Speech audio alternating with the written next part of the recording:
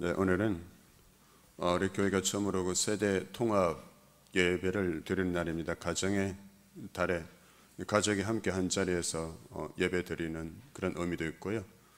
세대가 또 교회 안에 우리 유치부, 아동부, 청소년부, 청년부, 장년부, 노년부 이런 여러 세대가 함께 공동체를 이루고 있습니다.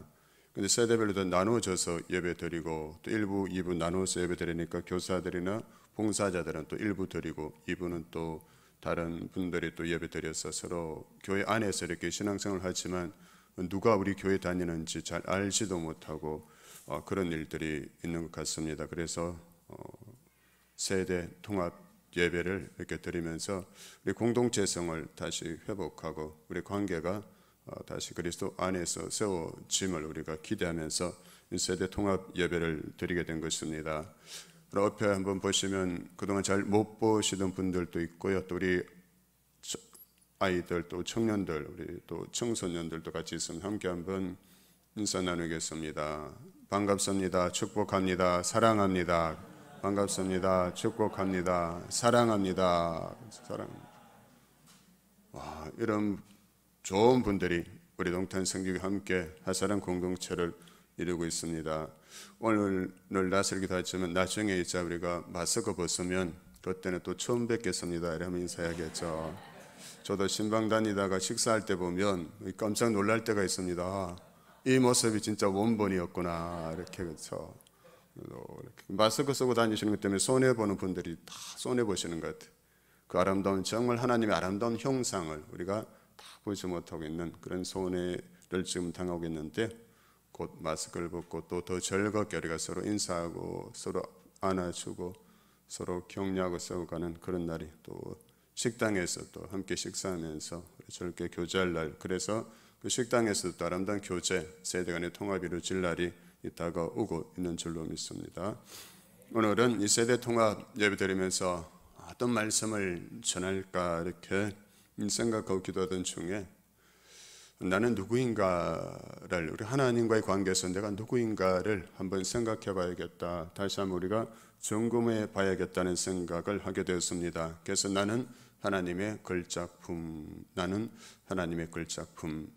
여러분, 내가 하나님의 걸작품인 것을 알고 사는 것과 알지 못하고 사는 것은 그 인생의 방향과 결과에 있어서 엄청난 차이를 가져온다는 것입니다.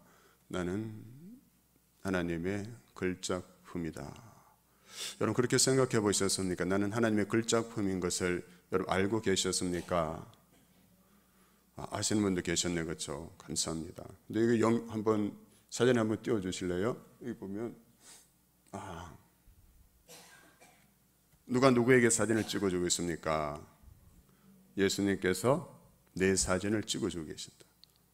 넌 나의 최고의 걸작품이란다, 이렇게 말씀하시며 우리 사진을 찍어주고 계세요. 여러분, 붙고 이렇게 하면 주님 정말 감사해요. 내가 나에 대해서 어떻게 생각하든지 예수님은 나에 대해서 너는 나의 최고의 걸작품이란다, 이렇게 인정해 주신다는 사실이죠. 근데 정말 중요한 것은 내가 나에 대해서 인정하는 것보다 예수님께서 나를 어떻게 보고 계시는지, 예수님께서 나에 대해서 어떻게 인정하고 계시는지, 그게 우리 인생에 있어서 너무나 중요하다는 사실이죠. 나는 하나님의 최고의 걸작품이다. 아까 기도할 때도 현상을 보는 것이 아니라 본질을 볼 수 있게 해달라고 기도했는데요, 중요한 사실이죠. 우리 현상 때문에 내가 누구인지를 잊어버리고 살아간다는 것이죠. 나는 하나님의 걸작품인데 내가 그걸 잊어버리고 그렇게 살아가고 있다. 여러분, 우리 모두는 위대하게 태어났다는 것입니다. 우리가 어떤 일을 하든 어느 곳에서 살든 무엇을 하든지 간에 그 존재만으로 우리는 훌륭한 그러한 사람들이라는 것입니다. 왜 그럴까요? 창세기 1장 27절에 보면 이렇게 말씀합니다. 하나님이 자기 형상 곧 하나님의 형상대로 사람을 창조하시되 남자와 여자를 창조하시고. 아멘. 우리가 창조될 때 누구의 형상대로 창조되었다 하십니까? 하나님의 형상대로 창조되었다. 그래서 우리 모두는 하나님, 천지를 지으신 하나님의 모습을 닮은 그런 훌륭한 존재라는 사실입니다. 이렇게 하나님의 형상대로 지음받은 인간은 정말 대단한 존재인데 그렇게 살지 못하는 경우가 허다하지 않습니까? 삶 속에서 좌절하고 낙심하고 부정하고 그렇죠. 왜 그렇겠습니까? 내가 대단한 존재라는 사실을 믿지 못하기 때문이죠. 내가 하나님의 형상으로 창조된 존재라는 사실을 믿지 못하기 때문인 것입니다. 나는 하나님의 자녀, 나는 하나님의 형상대로 지음받았다는 것을 마귀가 믿지 못하게 만들기 때문이죠. 마귀는 가짜 뉴스를 퍼뜨립니다. 마귀는 원래 거짓말하는 자고 이간질하는 자, 속이는 자가 마귀라 했습니다. 그런 마귀가 우리의 정체성에 대해서 가짜 뉴스를 퍼뜨리는데요, 우리는 그 가짜 뉴스에 속은 채 살아가고 있습니다. 저도 하나님을 만나면서 예수 그리스도를 제가 인격적으로 만나면서 그동안 내가 이 마귀의 가짜 뉴스에 속은 채 살아왔다는 것이 얼마나 분하던지요. 내가 하나님의 형상대로 시험받은 존귀한 존재인데 마귀의 가짜 뉴스에 속아서 그렇게 살아온 세월이 너무나 아깝고 너무나 억울하고 분했던 것이죠. 그럼 마귀는 늘 우리에게 말합니다. 넌 별 볼 일 없어. 너는 안 돼. 봐. 너를 사랑하는 사람도 없잖아. 하나님도 너를 사랑할 수 없어. 너 같은 사람이 무슨 그리스도인이야. 내가 무슨 하나님의 자녀냐고 마귀는 늘 우리에게 찾아와서 그렇게 가짜 뉴스로 우리를 미혹한다는 사실입니다. 그래서 우리가 하나님 앞에서 얼마나 존귀한 존재인지 잊어버린 채 낙심하고 절망하고 좌절하고 그 사실을 부정한 채 그렇게 살아가도록 우리를 미혹하고 있다는 사실이죠. 오늘 이 자리에 나오면서도, 예배 자리에 나오면서도 여러분 그런 마귀의 가짜 뉴스에 속아서 여러분 내가 누구인지를 잊어버리고 낙심과 절망 가운데 이 자리에 나오신 분이 계실 수도 있습니다. 하나님이 나를 사랑하지 않으시는 것 같은 그러한 답답한 마음으로, 무거운 마음으로 이 자리에 오신 분도 있을 수 있습니다. 그러면 우리는 진짜 뉴스를 들어야겠죠. 진짜 뉴스가 어디에 있습니까? 성경에서 나와 있습니다. 이사야 43장 4절에 보면 너는 보배롭고 존귀한 사람이다 이렇게 말씀하고 있어요. 너는 보배롭고 존귀한 사람이다. 네가 어떻게 생각하든지 다른 사람들이 너에 대해서 어떻게 말하든지 마귀가 어떻게 너에게 가짜 뉴스를 전해두었든지 너는 보배롭고 존귀한 사람이라는 것이 진짜라고 하나님은 성경을 통해서 우리에게 말씀해 주고 있습니다. 또 스바냐 3장 17절에 보면 너로 말미암아 기뻐하시며 너를 사랑하시며 너로 말미암아 노래를 부르며 즐거워하신다. 아멘. 예전에는 어느 분이 성경 필사하다가 이 부분을 필사하다가 너무나 감격해서 저에게 카톡을 보내셨더라고요. 하나님이 나에 대해서 이렇게 생각하고 계신다. 너무나 감격스럽다고 저에게 나누어 주셔서 그 기쁨을, 그 감격을, 하나님 이게 중요한 것이죠. 하나님이 나를 어떻게 생각하고 계시는지, 하나님 나의 존재에 대해서 어떻게 생각하시는지. 그래서 우리는 진짜 뉴스에 귀를 기울여야 한다는 것이죠. 유무학교를 운영하는 최규상 씨가 이렇게 말했습니다. 세상은 늘 그 사람이 말하고 생각하는 만큼만 돌려준다. 세상은 내가 말하고 내가 생각하는 만큼만 돌려준다. 이렇게 말했어요. 너무 중요한 말이죠. 여러분 자신에 대해서 부정적으로 말하고 부정적으로 생각하면 세상도 그 사람에 대해서 그만큼만 대접해 준다는 거예요. 여러분 내가 부정적으로 말하고 부정적으로 생각하면 세상이 나에 대해서 그만큼, 내가 말하고 생각하는 그만큼만 나를 대우해 준다, 대접해 준다. 그런 말도 있잖아요. 강아지 키우는, 개를 키우는데 그 개가 집에서 막 두들겨 맞고 막 그렇게 자라면 동네에 나가서 그 개, 동네 사람들도 그 개를 그렇게 막 때린다는 거예요. 어른들이 그렇게 말씀하시더라고요. 개도 집에서 학대당하고 구박당하면 동네에 나가면 사람들도 그 개를 구박한다고. 무슨 말입니까? 그러니까 사람을 귀하게 여겨야 한다. 그렇게 늘 말씀해 주시더라고요. 개도 그런데 사람이면 어떻겠냐. 그리고 또 최규상 씨는 계속해서 이렇게 말합니다. 자신을 100점짜리라고 생각하면 세상은 그 사람을 100점짜리라고 대우하고 자신을 10점짜리라고 생각하면 세상도 그 사람을 10점짜리로 취급한다. 이렇게 말했어요. 맞는 말인 것 같더라고요. 그렇다면 우리는 몇 점짜리입니까? 나는 몇 점짜리입니까? 여러분 100점을 만점으로 주면 여러분은 자신에 대해서 몇 점을 주고 있습니까? 나는 몇 점짜리인가? 한번 점수를, 내가 그동안 매겨온 점수를 한번 여러분 생각해 보세요. 내가 내 자신에 대해서 몇 점을 주고 있었던가?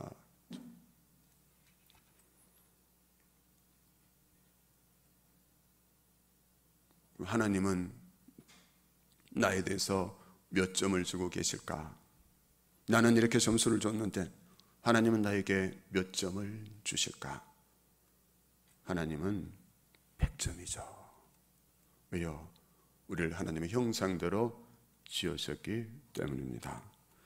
물건의 가치는 어느 사람이 어느 회사가 만들었느냐에 따라 달려있죠. 여성들의 패션의 완성은 가방이라는 말이 있습니다. 명품 가방 하나 들어줘야 폼이 난다는 것이죠. 그래서 명품 합니다. 구찌, 프라다, 샤넬, 누이비통, 또 뭐가 있나요? 이 정도 상품이 되면 대단하구나 이렇게 인정해 준다는 것이죠. 근데 그게 왜 그렇게 대단합니까? 그게 왜 그렇게 가격이 비싼 겁니까? 누가 만드느냐에 따라서, 어느 회사 제품이냐에 따라서 그 위상이 달라지기 때문이죠. 똑같은 가죽으로 만들었더라도 어느 회사에서 누가 만드느냐에 따라서 그 위상이, 그 가격이 달라진다는 사실입니다. 그럼 우리는 어떨까요? 여러분 오늘 본문 10절 말씀 우리 다시 한번 보겠습니다. 10절 말씀 같이 한번 읽겠습니다. 시작. 우리는 그가 만드신 바라 그리스도 예수 안에서 선한 일을 위하여 지으심을 받은 자니 이 일은 하나님이 전에 예비하사 우리로 그 가운데서 행하게 하려 하심이니라. 아멘. 아멘. 오늘 본문 말씀해 보시면 나를 만드신 분이, 우리를 만드신 분이 누구라고 말씀합니까?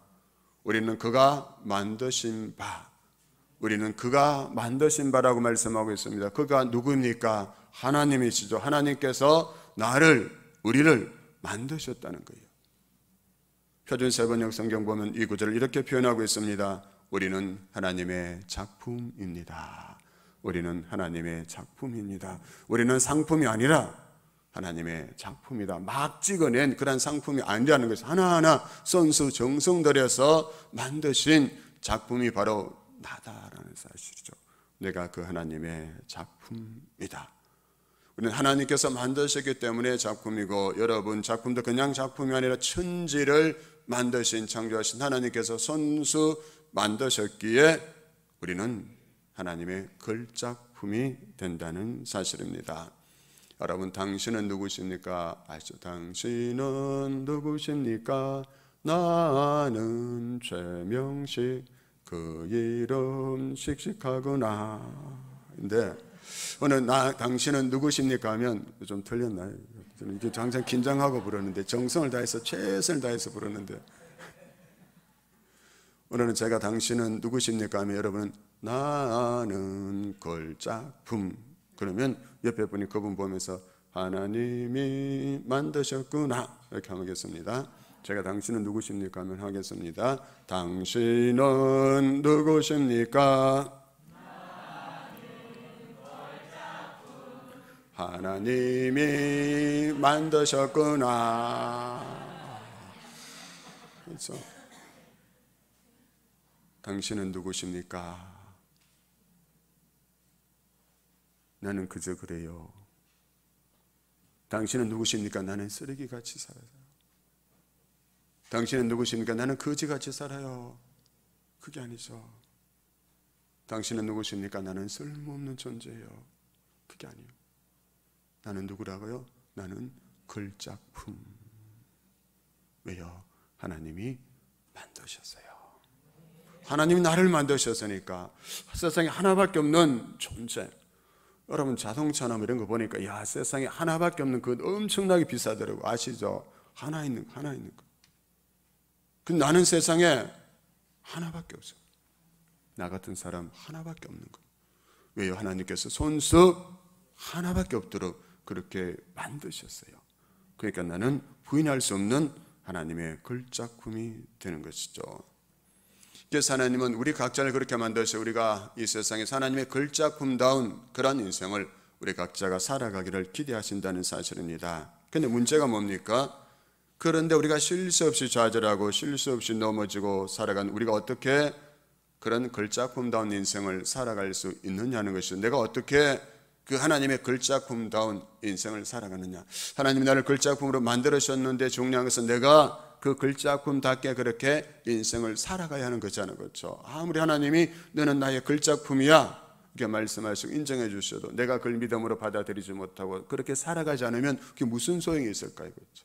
나는 왕자인데 그냥 거지처럼 그렇게 살아간다면 내 왕자의 신분이 무슨 소용이 있을까요?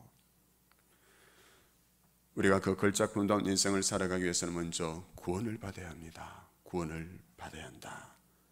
성경은 인간이 하나님의 걸작품으로 지어진 존재라고 분명히 가르치고 있어요. 그렇죠? 그러나 인간이 삶을 살아가는 모습은 어떻습니까? 참담하지 않습니까? 우리 눈에 보이는 그 인간의 현상은 그야말로 참담한 그러한 상황입니다. 그럼 왜 그렇게 되었을까요? 그 이유를 설명하는 기독교 교리가 바로 타락의 교리죠. 죄로 말미암아 인간의 타락과 인간의 아름다운 그 존엄성을 상실하게 되고 만 것입니다. 그래서 인간에게 필요한 것이 구원인데 구원을 다른 말로 하면 회복이다 이렇게 말할 수도 있겠습니다. 구원은 회복이다.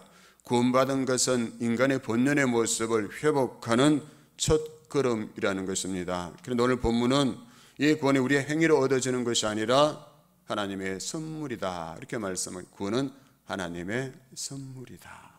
그래서 8절 보면 너희는 그 은혜에 의하여 믿음으로 말미암아 구원을 받았으니 이것은 너희에게서 난 것이 아니요 하나님의 선물이라. 아멘. 아멘. 이 선물이 얼마나 귀한지 여러분 지금 이 땅에 살아가는 동안 잘 모르실 수 있어요. 그런데 우리가 다 이 다음에 어디 갑니까? 천국 갔을 때 그때 이 구원이란 이 선물이 얼마나 좋은 것인지 알게 될 거예요. 그래서 저는 가끔 나 같은 죄인 살리신 그 찬송 부를 때 내가 지금 천국에서 주님 앞에서 부른다는 그 마음으로 그 찬송을 불러보고 싶어요. 그곳에서 그날 그 영광스러운 주님의 보좌 앞에서 내가 나 같은 죄인 살리신 그 은혜 놀라와. 이 찬송 부를 때 얼마나 감격스러울까요? 나 같은 죄인을 구원해 주셨다. 그냥 그것도 선물로 은혜로 나를 구원해 주셨다. 그 사실 그날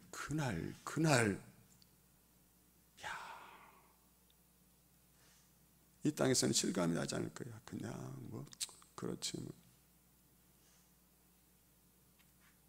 그런데 그게 아니라는 것이죠.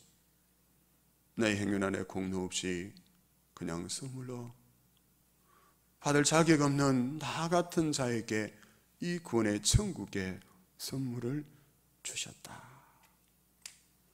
그래서 9절에 보면 행위에서 난 것이 아니니 자랑하지 못하게 함이라 했습니다.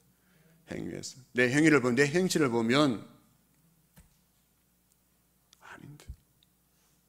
나중에 천국 가면 세 가지 사실 때문에 놀라게 된다 하잖아요. 첫째는 저 사람은 꼭 천국에 갔을 거야. 근데 그 사람이 없는 거예요. 둘째는 저 사람은 절대 천국에 못 갈 거야. 근데 그 사람이 거기 있는 거예요. 셋째는 뭡니까? 내가 거기 있는 거예요. 내가 거기 있는 거예요. 아멘. 진짜 아멘 하세요. 할렐루야죠. 내가 그 천국에 있는 거예요. 저는 목사지만 제가 저를 봐도 가끔 헷갈릴 때가 있어요. 이놈이 진짜 구원받은 인간인가. 그런데 내가 천국에 가다니요. 누가 그랬어요? 천국에 가면 베드로가 묻는답니다. 너 어떻게 왔어? 대답을 못하는 거예요. 왜요? 나를 잘 아니까. 근데 옆을 딱 보니까 예수님이 내 손을 꼭 잡고 계세요. 아멘. 예수님이 내 손을 잡고 계신다. 예수님 때문에 예수 믿는 믿음으로 내가 천국에 가게 된다는 놀라운 사실이죠, 여러분. 그래서 우리가 이렇게 예수 그리스도 안에서 구원받은 이 사건이 우리가 새로운 걸작품, 죄로 인해서 망가지고 헝클어진 그 하나님의 형상을 새롭게 회복하고 새로운 걸작품 인생으로 회복되는 새 창조의 시작이라는 것입니다. 그래서 고린도후서 5장 17절에서 이렇게 말씀합니다.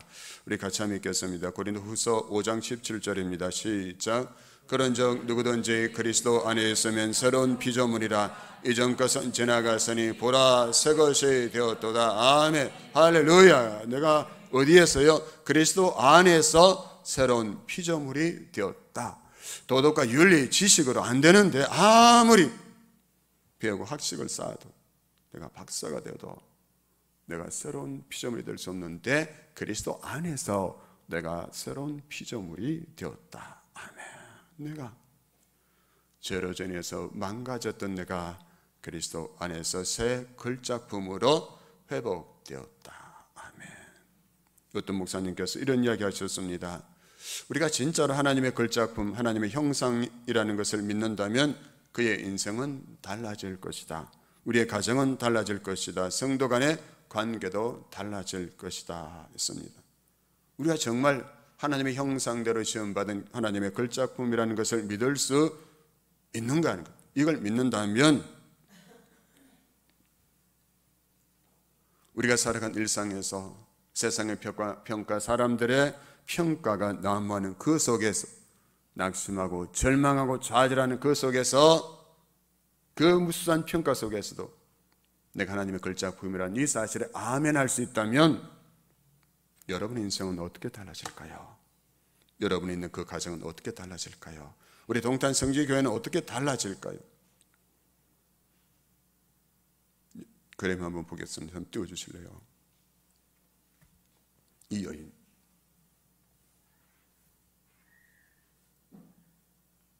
세상에서 가장 못생긴 여자라고 비난받던 리자 벨라스케스라는 여인입니다. 그림 계속 띄워놔주세요. 1989년 미국 텍사스주 오스틴에서 태어난 그녀는 태어났을 때부터 900g 미숙아로 태어납니다. 체내 지방이 축적되지 않는 희귀한 질병을 앓고 있습니다. 체내 지방이 축적되지 않아서 20분마다 조금씩 음식을 먹어야 하기에 그래야 생존할 수 있게 하루 60끼를 먹는다고 했습니다. 조금씩 하루에 60번 식사를 해야 살아갈 수 있다는 거예요. 그녀의 불행은 그것만이 아니었습니다. 오른쪽 시력을 잃게 되었고 조로증이죠. 빨기 늙는 병으로 10대 때부터 이미 90대 노인의 모습이 되었습니다. 그녀의 이런 외모 때문에 고등학생 동급생 중에 한 명이 그녀의 사진을 찍어서 세상에서 가장 못생긴 여자 그렇게 제목을 달아서 SNS에 올렸는데 순식간에 조회수가 수백만에 달할 정도였습니다. 그런데 그 영상 밑에 달린 댓글이 너무나 잔인했는데요. 이렇게 댓글이 달렸습니다. 왜 지금까지 살아있는지 모르겠다. 그녀의 부모님은 도대체 무슨 생각이었냐. 그녀를 당장 불에 태워라. 당장 자살하지 왜 지금까지 살아있느냐. 충격적인 댓글이 줄줄 달렸습니다. 한참 외모에 신경을 쓸 나이에 그녀의 외모는 스스로 보기에도 평범하지 않았습니다. 사람들의 악플에 시달린 그녀는 아마 보통 사람이라면 자살을 생각했거나 극심한 우울증에 빠졌을 수도 있습니다. 그러나 중요한 것은 그녀의 선택이 달랐다는 거예요. 그녀는 이렇게 말합니다. 사람들은 나에게 죽으라고 종용했지만 나는 살아서 행복해질 것을 선택했다. 무리한 사람들이 정해놓은 허상에서 벗어나 내가 원하는 모습으로 살기를 결정을 했다. 그래서 좀 더 구체적이고 실제적인 삶의 목표를 세웠다. 첫째, 동기부여 강연자가 되겠다. 둘째, 내 인생에 관한 책을 쓰겠다. 셋째, 대학을 졸업하겠다. 넷째, 가정을 이룬다. 여러분, 이런 외모를 가진 그녀가 이 네 가지 목표를, 인생의 목표를 다 이룰 수 있을까요? 아마 우리 중에 대다수는 불가능할 거라 이렇게 생각할 겁니다. 그런데 그녀는 사람들의 시선에 흔들리지 않았을 뿐만 아니라 자신이 10대 때 세운 목표를 다 이루었다는 거예요. 그녀는 유튜브를 통해서 쉽게 만날 수 있는 아주 유명한 동기부여 강사가 되었습니다. 그래서 예전에 자기처럼 자주로 절망하는 사람들에게 삶의 동기를 부여하는 유명한 강사가 되었습니다. 또 자신의 인생을 기록한 세상에서 가장 못생긴 여자, 세상에서 가장 용기 있는 여자라는 책을 쓰게 되었습니다. 그리고 텍사스 주립대에서 언론정보학을 전공하고 졸업을 합니다. 그리고 몇 년 전 결혼을 해서 가정도 이루었습니다. 그녀가 세운 삶의 목표를 그녀는 지금 다 이룬 채 하나님께서 그녀에게 주신 그 소명대로, 그 삶의 목적대로 아름다운 인생을 살아가고 있다는 사실이죠. 그렇다면 여러분, 그녀가 이렇게 살 수 있었던 비결이 어디에 있었을까요? 그것은 진실된 기독교인인 그녀의 어머니가 세상 사람들이 그 사랑스러운 딸에 대해서 어떻게 말하든지 어떻게 평가하든지 상관없이 내 딸은 하나님의 형상대로 지음받은 걸작품이라는 그 사실을 믿는 믿음으로 여러분 딸에게 사랑과 격려를 아끼지 않았던 것입니다. 그녀 어머니가 남긴 일기가 있습니다. 리자에게 하나님은 너에게 많은 시련을 주셔서 하지만 사랑하는 리자야, 거기엔 다 이유가 있단다. 엄마는 하나님이 너를 항상 지켜주신다는 걸 알게 하려고 너에게 시련을 주신 거라고 생각해. 태어날 때부터 너는 기적이었고 앞으로도 많은 일을 할 거야. 내가 하나님으로부터 언제나 사랑받고 있다는 걸 잊지 마라. 네가 그런 모습으로 태어났을지라도 태어난 자체가 기적이었고, 그리고 너는 앞으로 많은 일을 할 것이다. 그리고 너는 하나님으로부터 언제나 사랑받고 있다는 사실을 기억하면서 살아라 했습니다.